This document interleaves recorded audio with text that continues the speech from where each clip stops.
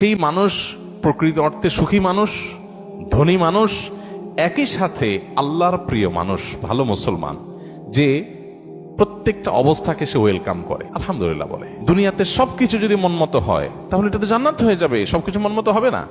অনেকে দেখবেন অমুকে আমার সাথে এটা কিভাবে করলো, কিভাবে এটা বলতে পারলো, এই কথাটা সে কেমনে বলতে পারলো, আমি মেলাতে পারতেছি না। আমি কেন, এটা আশ্চর্যের কি আছে?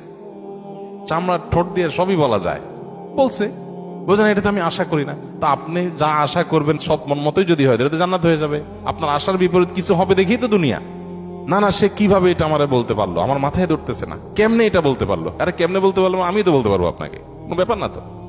সবকিছুকে ইজিলি নেওয়া, এটা হলো মানুষের দুঃখ দুর্দশা দূরের প্রধান মাধ্যম, প্রধান উপায়। কোন প্রকার বিপদ আপদ হলে আমরা ধৈর্য ধারণ করতে পারি না। ভাই, সবরটা কখন করবেন? তাহলে আপনার মনের বিরুদ্ধে হবে, চাওয়ার বিরুদ্ধে হবে, আশা যা করছেন তার উল্টাটা হবে।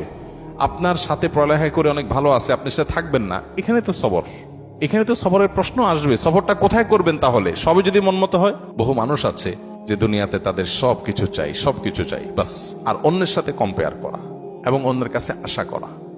সকল অশান্তির দুইটা মূল আছে, আরেকজনের সাথে নিজেকে তুলনা করা, আরেকটা হলো আরেকজনের কাছে কি করা, আশা করা।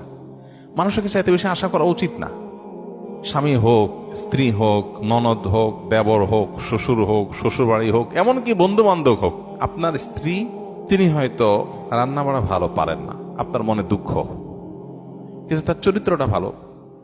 আরেকজনের বউ রান্নাটা মাশাআল্লাহ একের, কিন্তু চরিত্রটা 2 নম্বর। আপনার বউয়ের চরিত্রটাও ভালো, রান্নাটাও ভালো, হয়তো চেহারা ছবি ভালো না। আরেকজনের বউর চেহারা ছবি অনেক সুন্দর, কিন্তু বড় বড় রোগ সে বহন করে বেড়াচ্ছে, লাখ লাখ টাকা যাচ্ছে, তার বাঁচা মরা মানে একটা ধোঁয়াশার মধ্যে আছে। আল্লাহ তাআলা আপনার স্ত্রীকে সুস্থ রেখেছেন। একইভাবে মেয়েরা যদি পুরুষদের দিকে তাকায় দেখেন, আমার স্বামীটা অমানুষ, সে একটা ফোন করে না, একটা মেসেজ দেয় না, একটা খোঁজ খবর নেয় না, আমি মনটা খারাপ করে বসে আছি। আরে ভাই, আপনার স্বামীটা নেশাখোর? কোন নেশা করে না, আলহামদুলিল্লাহ করেন। অনেকের স্বামী নেশাখোর, স্বামী অনেক খোঁজ খবর নেয়, অনেক কেয়ারি, কিন্তু নেশাখোর। আবার অনেকের স্বামী সব দিক থেকে ভালো আছে, কিন্তু তার ক্যান্সার 4th স্টেজ হয়ে গেছে, যে কোনো মুহূর্তে মারা যাবে। আল্লাহ আপনার স্বামীকে সুস্থ রেখেছেন। আপনার স্বামীর খুব বেশি উপার্জন নাই, আলহামদুলিল্লাহ, উপার্জন নাই, কিন্তু আল্লাহ তাআলা তারা অনেক দিক থেকে তাকে ভালো রেখেছেন, অ্যাডভান্টেজ আছে। একজন ইমানদার, সে সবসময় পজিটিভ জিনিসগুলো দেখবে। শেখ মোহাম্মদ মোতাওয়াল্লিয়া শারবি, মিশরের একজন বড় স্কলার, কোরআন কারীমের একজন বড় মুফাসসির, তার একটা ছোট স্ট্যাটাসে তিনি লিখেছেন যে কারোর ঘর যদি চুরি হয়ে যায়, চুরি হয়ে চোরের সব